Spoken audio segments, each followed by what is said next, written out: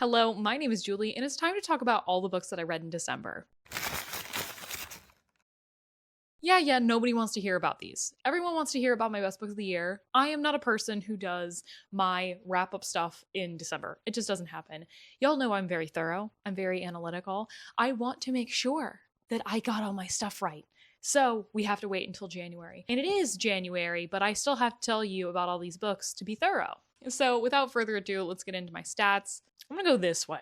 I know for a fact I'll be in frame if I'm this way. So this month I read 11 books for a total of 5,148 pages, which if that seems high, some of you will know if you watched my previous wrap-ups. I had an average rating right now of 3.70, and I have one book I'm giving a 5-star. My average page count was 468 pages for an average of 166 pages read per day. This isn't entirely accurate, but it's reflecting numbers that weren't reflected in the previous months. I read 6 books that I own. All of these happen to be off of my physical shelf. And I added 15 books to my TBR. And I believe, again, all of these are physical, which isn't necessarily normal. For an annual net TBR of -21. I did end the year in the negatives, and by a lot. I'm very proud of myself. I had one book that I gave in the 2-star range. I had a lot of books that I gave in the 3-star range, a handful of 4s, and 1 5. Because I put mystery thrillers and horrors in one category, this is the dominant genre for this month. And the fact that I actually read more sci-fis than fantasies is kind of crazy. I only read one fantasy book this month. A couple of romance, a classic, and a historical fiction. Hold up. Should this be considered a modern classic?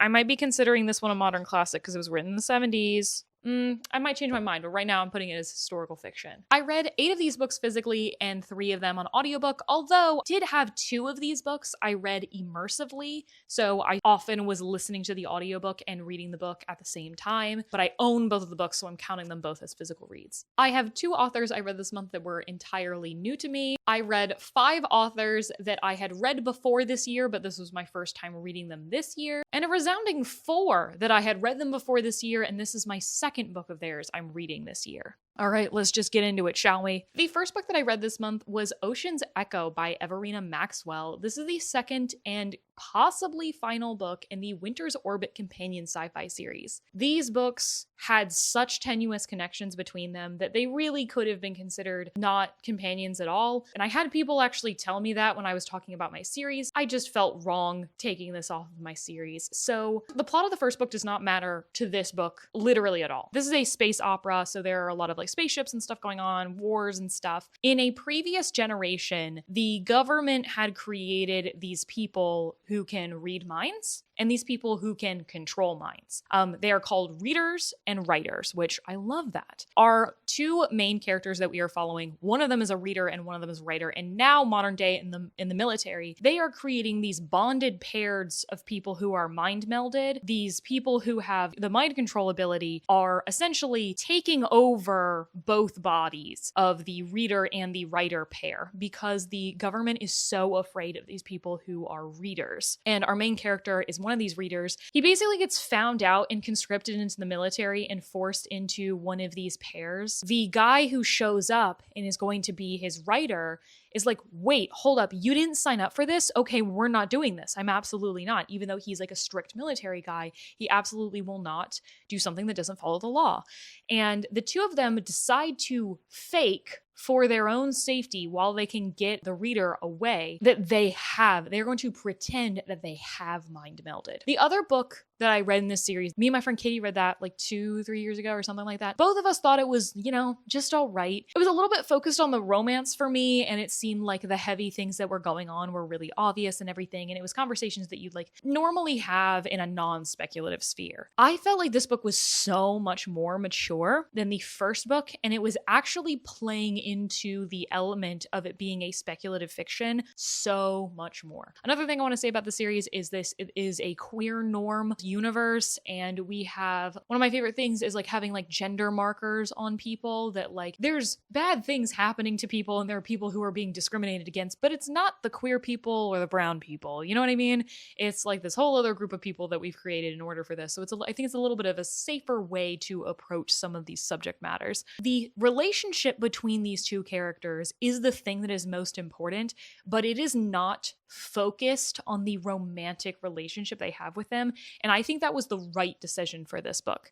The other one plays out a little bit more in a fantasy romance, but sci-fi way. In this one, them having like a trustworthy relationship is really important and them getting on the same foot. It went further than I thought it was going to, and I really enjoyed some of like the speculative descriptions of what it's talking about with like reading and writing minds. I thought that the like external plot to the characters, like the people who are trying to hurt them or people like them, was a little bit more typical, but the actual connection between these two characters and them trying to navigate their relationship was really unique and also very metaphorically resonant, talking about how to maintain your own identity when you're in a relationship, and also talking about power dynamics and everything. I think that this was really good at what it was trying to do, and I would absolutely recommend this book more than I would recommend the first book. I think if you're wanting more of a fun time, you'd read the first book. However, I was not in the mood to read this at all. I could really appreciate what this book was going for, but I didn't feel like reading it right now, and I kind of had to push myself through it. This is kind of one of those situations that it's like objectively a 4, subjectively a 3. So I think I'm giving it in like the 3.75 range, and I might boost it up another time. You know, I have my series project going on. I'm trying to get my number of series down, and there were, I believe, 8 to 10 books where I could read the last book in the series this year. And this was the final one I had left that I had not read or DNF'd in this year. So I did successfully get every single series that I was one away from the end off of my shelf this year. That is kind of my goal every year.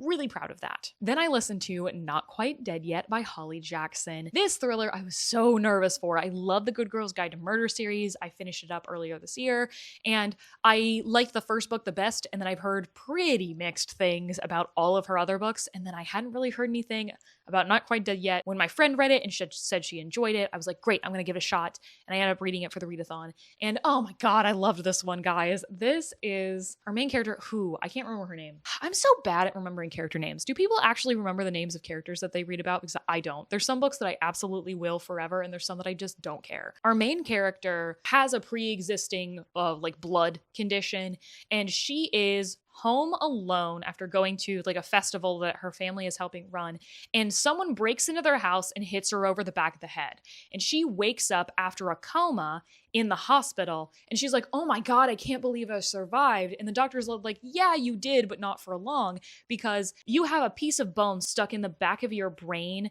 that over the course of 7 days you are going to form an aneurysm that will kill you. And there is a really risky procedure that we could do to save you. It was risky anyway, but because of your blood condition, it is almost certainly going to kill you. So you can either wait for this aneurysm to happen, or you can basically die on the operating table today. And our main character is someone who has really never found what she was passionate about in her life, and has been really like just blown with the wind and not feeling like she has something going for her. And she decides, in order to make her life worth living, she is going to solve her own murder. That is like one of the best synopses I've read in a book in a long time. And like it actually gets pulled off. And I do think that the whole time element, the scientific aspect of it, did not feel gimmicky. It felt real enough for me that I actually bought into it. That's kind of what I was worried about. This book did not feel gimmicky. And it did feel like that Holly Jackson murder mystery that I like, where there are so many clues that you have to sift through to try to find the important ones. There's so many different people that we interact with. And I really loved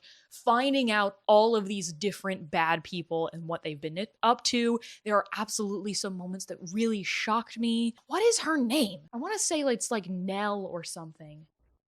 Jet. Oh my god, her name is Jet. Jet, short for Margaret, which is crazy. There is also a romance that happens in this book that I think, as much as I really like Holly Jackson's Sherlock and Watson thing that she'll have going on, I like don't care of the romance in this book. If you want to root for the romance, I would actually recommend you don't listen to the audiobook, even though I actually loved the audiobook performer. There were 2 or 3 different voices that did not feel like a real person. It felt like a character of something. somebody, and this person who's supposed to be this love interest that we're supposed to root for is being done in this voice that sounds like a 13-year-old in a cartoon. Everything that he does that is romantic is already cringy. Like, I had to just pause the audiobook, but it's really not helped by the fact that he sounds like a child. I don't think that ruined my experience, but I might push you to try to go for the physical book. I really enjoyed this one. I thought this was a great murder mystery. I did solve whodunit before the end, but it did trip me out a couple of times, and I really enjoyed that. I think I'm giving this book a 4.5.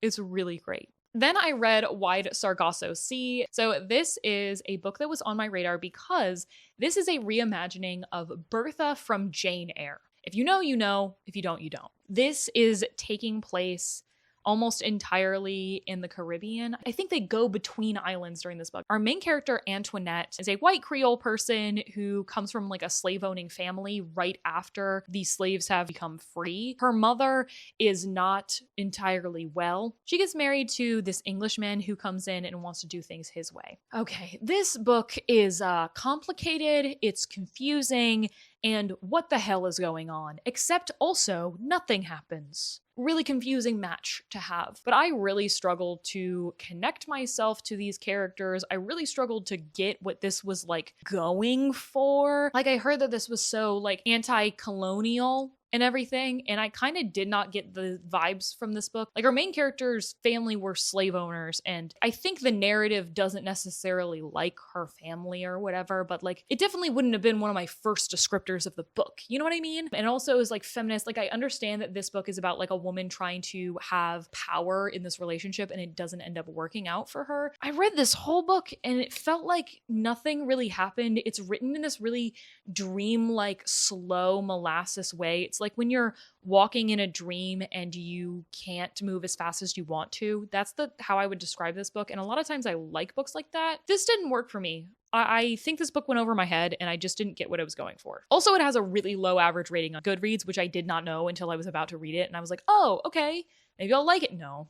I think it went over other people's heads too. Then another sequel I read was A Closed and Common Orbit by Becky Chambers. This is one of those books that like people have been telling me in like all of my series updates that I need to get to. This is the second in the Wayfarers companion sci-fi series, so 2 sci-fi companion series, and that's why I was putting off this book for so long, is because it is a companion, so I could pick it up at any time. This specific book is about a main character who was an AI in a ship in the first book. Her consciousness has been put into a body that looks like a person and is living a new life and is finally having to like make an identity for herself while she is being protected and hidden away. And she is kind of struggling with the difference between wanting to be herself and not being detected, because it's illegal for a person who is an AI to be moving around like they are a biologic. I really love a sci-fi that has a lot of different aliens in it. I really enjoy that. This kind of reminded me of Skyward, which I think Skyward reminded me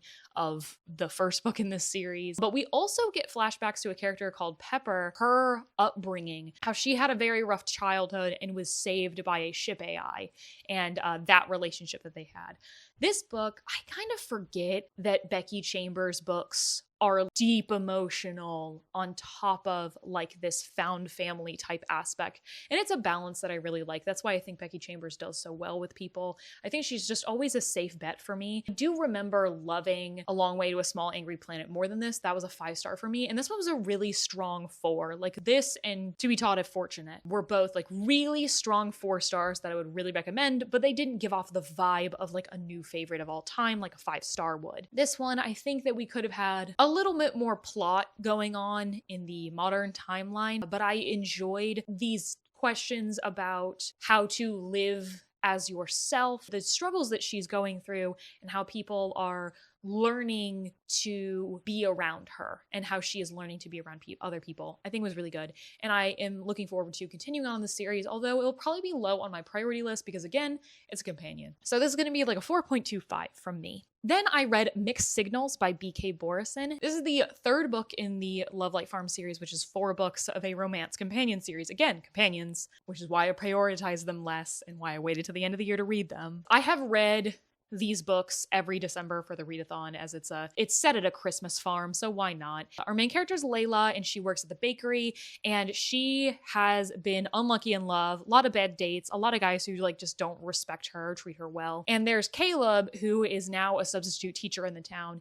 He has been in love with her for years. She has not noticed him until the very beginning of this book. She's never considered him as anything other than just like a resident of the town who she's friends with. And he also has been in relationships that like everybody dumps him. He proposes that the two of them go out for a month. He takes her out on dates to show her how she should be treated, and she gives him feedback as to like why people aren't going out with him. But really it's just a ploy to get her to finally date him because like they're perfect for each other, blah, blah, blah. Little context about this series. The first book in this series is one of my favorite romances. I don't know if it would hold up to the test of time, but I loved it. And the second book, guys, I hated it. I genuinely really hated that book. So this was a huge litmus test for B.K. Borison for me. Am I going to continue on with her books? Was the first book a fluke, etc. In the first, I don't know, like 50 pages, 75 pages of this book, I was not feeling it. But as the book went along, I really got sold on this and was emotionally invested in our characters being together. I do not think that this is a very sophisticatedly written book. It's not trying to be, for sure. But a lot of the things that bothered me about book 2 were not present in this book at all. Residents of the town were super annoying in book 2, and that also the main characters did not communicate when communication was so important in book 1, and communication came back to being super important in this one. I do think that the conflict of this book is really, really similar to book 1, and that would kind of be my note about this. And my distaste at the beginning was mostly due to, I think, the progression of them liking each other happening too fast for my personal taste. I kind of want to get to know the attraction that they have for each other. And then we can get into like you giving her a pet name or whatever. Like, let's slow down a little bit.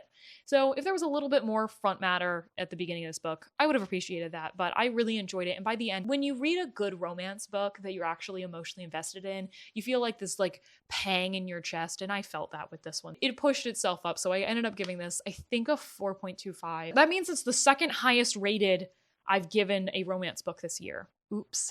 And I will be continuing on to read the fourth book, even though it's not a synopsis I'm crazy excited about, which may be a mistake, but I'd rather just finish out the series. Then I read Model Home by River Solomon. If you actually participated in my Freezathon live stream, you saw me reading this. Thank you for everyone who participated in that, because that was so freaking weird that so many things went wrong when I had tested it multiple times. This is a horror book from an author of one of my favorite speculative fictions. This is about the Maxwell siblings, specifically Esri. They all grew up as the only Black family in a very rich, wealthy neighborhood in Texas. And our main character, Esri, is also queer, genderqueer, all that, which did not help with this sort of precarious situation they found themselves in. Not only were there a lot of external pressures put on them from the area that they were raised, their mother was also a very rocky person to be around. Even though they love their mother, there were a lot of things that was really manipulative of her to do that they're still working through. And on top of that, all three of the Maxwell siblings believe that their house is haunted, especially now that both of their parents have been found killed in their backyard. So all three of them are returning, and our main character, Esri, is really struggling with putting themselves back into a situation that they had escaped from. I'm going to read you from the first page of the book to give you a taste of the writing style, because I was in love with it from the beginning. The first lines of this book are, "Maybe my mother is God, and that's why nothing I do pleases her. Maybe my mother is God, and that's why even though she never once saved me, I keep praying that this time she will. One day soon, I'll be a failed deity too. My daughter is learning to not believe in me." I love this book from cover to cover. I do think that this is going to be a miss with some people because, like, the writing style might be too pretentious for you and it doesn't have that strong of a plot. It's a lot of, like, the main character being in their own head and trying to process things that have happened to them. Kind of ramblings of the main character. And that sort of internal view of a character is something that I get along with really well. I do think this is more of an ideas book. It's not much of a plot book. So, like, if you you like the discussions the book is going to have, that's what you're going to go in for. I think this makes it look a little bit more horror than it actually is. I think it's horror in the writing style and how it is approaching its subject matter, but like it's not like a traditional haunted house narrative. I'd also like to shout out how I knew that this book had my freaking name on it, because there are 6 different literary references that I caught that were made by the book. The first of these was Robin Hobb. I have read 3 Robin Hobb books. That's the most tenuous connection I have there. The second was The Wizard of Oz, which like I just did my Wicked vlog and everything. Then The Ones Who Walked Away from the Amelas, which is a short story that I read this year that I have seen popping up literally everywhere lately. Then A Raisin in the Sun, which is one of my favorite things I've read this year, and of course the Langston Hughes poem that is based on, and The Bluest Eye by Toni Morrison, one of my favorite books of last year. Every time there was a little thing, I was like, oh my god, I love that thing. I really enjoyed seeing Esri's story and seeing them finally get to the point of some clarity. The writing style is everything I wanted, and I love the discussions around trying to be yourself, but like also falling into self-destructive patterns the way that you've been raised and kind of trying to break out of that. Both this and Sorrowland have discussions about parenthood and trying to break cycles that I really, really loved. And I will read everything that River Solomon writes. So this is 2 5 stars for me. I've read all of their books. I don't know if they've written any short fiction or not, but this is now 2 5 stars. So could be a favorite author of all time in the future. Then I read The Mysterious Affair at Styles, which is Agatha Christie's debut novel, and it is a Poirot. I have read other Agatha Christie's, other Poirot, but I'm just reading the first one now. Hastings and Poirot find themselves both at this manor house called Styles, where this older woman ends up, it's seemingly getting poisoned in the night. There is a bunch of different culprits that could have been in the house, and they're trying to figure out who did it, because it seems very obvious that her brand new, much younger husband did this. I feel the same about a lot of Agatha Christie books. I enjoy them, but they're so short that I don't feel a lot of emotions toward them. They feel more like mental exercises that I give myself. Am I offending all the fans of Agatha Christie? And then There Were None is my favorite Agatha Christie that I've read, and that one like blew me away when I read it when I was in high school. And then like there hasn't been any Agatha Christie that I've read with my own eyes that I've loved as much as that one. Most of this book I immersive read, and actually it was really interesting because sometimes the audiobook and this were a little bit different. That audiobook is way older than this is, so I'd be really curious to see which one was the one who like edited the original, or did both of them. This is one of the more enjoyable experiences I've had. I think that listening to the audiobook and reading the book physically was a very good exercise to do, but I wasn't blown away by the ending of this book. It felt a little bit cheaper than other books that I've read from her, even though I enjoyed my experience. So, I don't know. 3.5. Then I listened to Bloodmarked by Tracy Dion. This is the second book in the Legendborn series, which up until yesterday, I thought was a trilogy. It's not, apparently. Now I have a little bit more of a question of if I'm continuing on in the series. This is such a beloved series, and I feel like such a party pooper when I'm like, I don't adore it, but it's a little YA for me. Anyway, our main character, Bree, her mother recently passed away before the first book happened, and she is now going to early college at UNC, which is where her mom went. And she finds herself very quickly surrounded by these people who are part of a secret society of the descendants of Camelot, including the descendant of Arthur and Merlin, who are these 2 boys that she is having a love triangle with. And she finds out that her family also has her own magic that it doesn't seem like the people who are involved with Camelot actually know about. In this book, one of our characters has been taken hostage, and our main characters are trying to go find them. I read Legendborn 4 years ago, and I was really vindicated to find out that I would feel the exact same way about book 2 that I felt about book 1. So like, it was not like a time and place thing. It's genuinely how I feel about the series. The fantasy and the commentary of this book, so good. Incredible. I love Bree as a main character, and I love the magic that she herself is the one pursuing. That plotline is fascinating. It's giving Octavia Butler. I really enjoy her journey. And there were some things that happened in this book, speculative fiction stuff that has to do with Bree herself, that I thought was fascinating. It reminds me of some adult fantasy that I've loved and those kind of plot lines. Just things that we hadn't seen before in book one. Really enjoyed it. However, whenever it goes into like the YA romance part of this freaking book, oh my God, I can't take it. Like, I have to pause the book all the time. I do not care about either of these boys. I think one of these boys was more bearable in this book because he's not in it as much. And the other one gets a lot of attention in this book, and I hated him every time.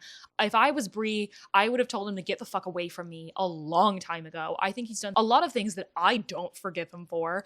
And maybe I'm a terrible person. I don't care. Like, anytime like Alice would show up and she'd be like, oh, let's get those boys to like really like you, I just cringe. But then like there's so many cool fantasy like new plot lines that we're coming up with and things that have to do with southern folklore that I'm like, that's so exciting. And like some really intense moments that happen in this book that I was like, wow, that's like I think farther than a lot of other authors would go. However, I do understand why this is the lowest rated book in the series. Bree is treated in a really annoying way in this book, that she is constantly trying to dive into danger, and other people are like, no, you can't do that. No, you can't do that. And it's not that I necessarily agree with people one or the other. I just think that is a really overdone plot balance of, our main character wants to do things and she may be rash for doing that, but nobody is letting her get a chance. I think that is something that I've seen a million times done, and the fact that it is like that for the entire book felt like, a middle book syndrome typey thing. The way that this is talking about like white supremacy is so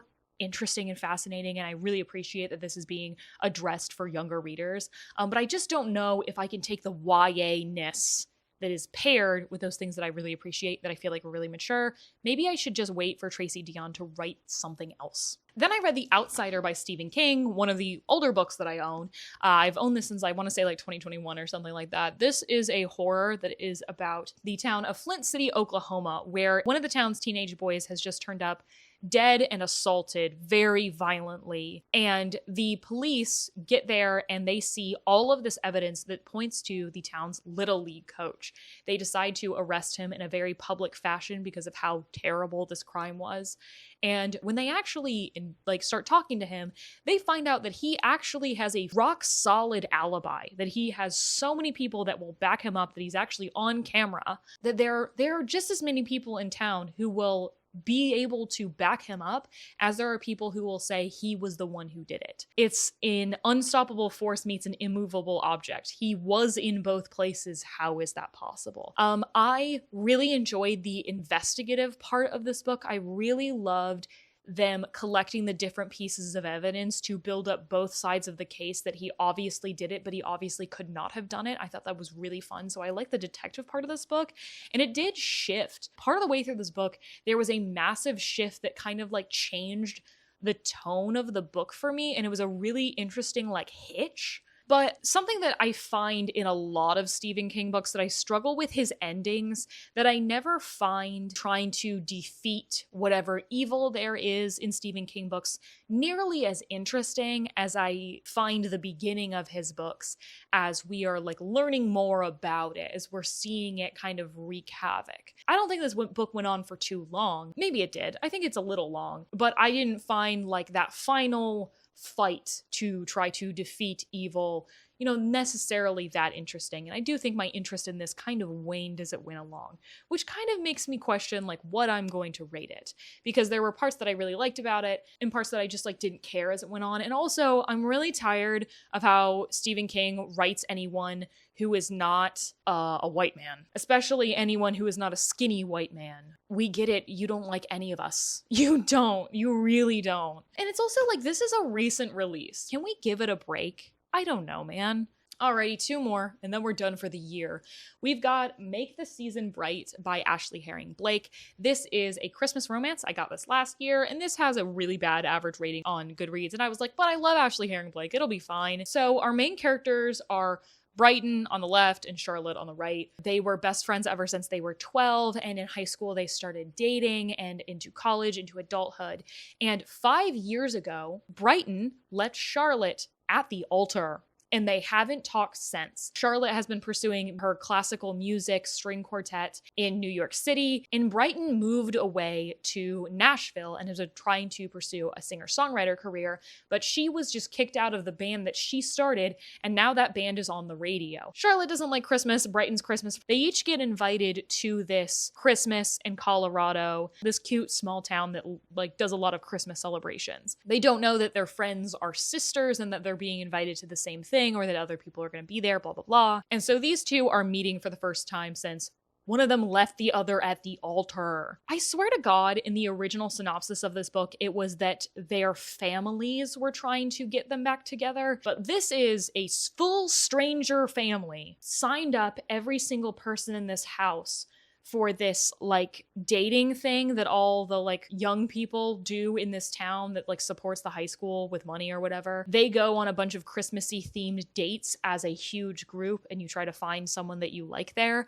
And it's also called Two Turtle Doves, which is the worst name of anything I've ever heard. I hated it. And I gotta go on a rant real quick because Ashley Herring Blake, you are not allowed to name anything ever again. First of all, her name's Brighton and she calls her Bright, clearly so that the book could be named Make This Season Bright. It does not feel like a very natural nickname. I know it's just a shortening of her name, but it feels so forced. That was really annoying to read. The thing being called Two Turtle Doves, the band that she was a part of was called the Katies, and I think that's just a bad band name. Later, there's a band name called Beach Glass. I think that's a good band name. But the last thing is that this group keeps, like in these group texts that keep happening of all the people who are at the house, they keep saying cheery and query, as if that's a thing. That's not a thing. It's not a pun. Stop saying it. What are you doing? I'm dying. Please stop naming things, trying to make puns, trying to be funny. It's not working. I'm begging you. That was the most painful part of this book. I had a very neutral time with this book. I really did not care a lot of the time. There wasn't anything really drawing me to either of these characters, though I do want to say I really appreciate that we have a character who has gray hair. I don't think I've ever read a romance book where one of the love interests has gray hair. I had such a neutral time that I didn't really care a lot of the way through, but I was getting through it really quickly. I didn't really have a lot of feelings for it, but when I actually try to describe what happens in this book, I don't think these characters work through the problems. It's just, oh, we found each other again and love conquers all. And it's just not realistic at all. That like they have a lot to work through and they just decide, oh, Band-Aid. They don't really tell us what this solution is going to be. The Christmas dates that happen in this book could have been entirely removed and the plot would be the same. I thought it was kind of annoying. One of the main characters is trying to hide the fact that they know each other, and then they do a terrible job of doing that. Like they make it really obvious. Everyone's absolutely fooled by these two who very obviously know each other. Like, are you stupid? And there's all these things that like should have annoyed me, but I don't think I was invested enough in this book to actually get that annoyed. So I just had like a really neutral time. This felt like a not great Hallmark movie, which not like I've watched a Hallmark movie, but you know what I mean. I think this is the lowest rated romance I read this year, but only by a little bit. I read 3 romances this year that had pretty low average ratings, and none of them really worked for me. And I understand why this is the least popular of them, because it really doesn't solve the problem, and I don't think either of our characters were built out that well. So, but I like had a neutral enough time with this that this is just like a 3 or a 3.25. Like quality wise, it's probably in the 2 range, but enjoyment wise, it's like 3s. And the last book that I read this year, and the one that I've been reading for 3 months and all the pages got added to my December reading, is Les Miserables by Victor Hugo. This is the oldest book I own that I have not read. I believe I got this in 2014. 2015. I don't know. It's been 10 years at least. I got this in middle school after I watched the musical for the first time. My parents gave me this knowing that I'd read it eventually in my life, and I just tired of having this on my TBR. So I decided this was the big classic I was going to read this year. This is surrounding the June Rebellion of 1832 during the French Revolution. A bunch of college students decided to make these barricades in Paris to try to fight the government. And we are mostly following Jean Valjean, who he was very poor, ended up going to prison for stealing a loaf of bread. I can't do it. He's a talent for a reason. He steals a loaf of bread, goes to prison, escapes goes back to prison, total of 19 years, meets a priest who like shows him that he can be treated kindly. When Jean Valjean finally gets on his feet, he ends up becoming this very benevolent figure, but he is haunted by the fact he is a person who is considered of a lower class than everyone around him, and he feels like this weight of lying to everyone about who he is. We follow him throughout his life. This book is 1,463 pages. I believe it is the longest book I have ever read in my life. Probably will continue to be that way. Is Count of Monte Cristo longer? Anybody know? Is War and Peace longer? Probably. I struggled with this book because of how much of this book does not have to do with the plot. I read an estimate somewhere that over a quarter of this book is not actually the plot of the book. It is basically essays written by Victor Hugo about the situations that these characters are in and different like historical philosophy things going on at the time, governmental things about justice and stuff like that. And there were a couple of times when Victor Hugo would say something in those parts that would really get me. There is a page that I ended up bookmarking because he was going on a really good rant, but that really lost me. To me, if you're writing a novel, the things that you are trying to get across should be within the story. You shouldn't have to take me aside and say directly what you think. That's what an essay is for, in my opinion. And I'm not saying that people can't break the rules of what a novel is. It's just not my style. I did rely on the audiobook of this a lot to get through it. This mass market paperback is not easy to physically read. Audiobook version of this is the original 1800s translation that came out the same year as the book, 1862.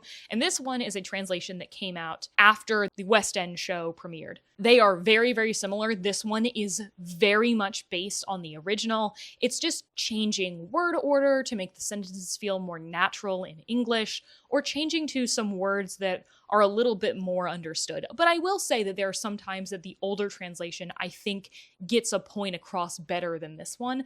But for the most part, I would recommend this one for modern readers. And I also probably would recommend the physical book just because, like, it actually translates the French more consistently. Nobody should ever complain about these songs in Lord of the Rings ever again, because there's so many French songs and poems that are put in here, and the audiobook doesn't translate half of them. I really like Jean Valjean, and I think that his journey here, it kind of reminded me of Anna Karenina. I loved that journey. I liked the parts when we're actually following the plot of the book and our characters and everything, but all of these asides felt unnecessary, and I understand why people are reading abridged versions of this to just get to the point. So I have finished this. This is one of the biggest accomplishments in my reading life that I've ever had, and I'm really proud of myself. Those are all the books that I read in December. Please let me know what your last books of the year were. Let's not put the cart before the horse. Let's still talk about December. Let me know what you read at the end of the year. If you read any of these, let me know your opinions. I'd love to hear them. But thank you so much for watching if you made it this far. What kind of emoji should you leave me? A French emoji? A Christmas tree? How about an eyeball or a spider? I don't know. Take your pick. But yes, if you'd like to find me anywhere, you can find me at the links in the description. And if you'd like to keep watching my videos, you can hit subscribe. I'd love to have you around. And as always, I'll see you in the next one.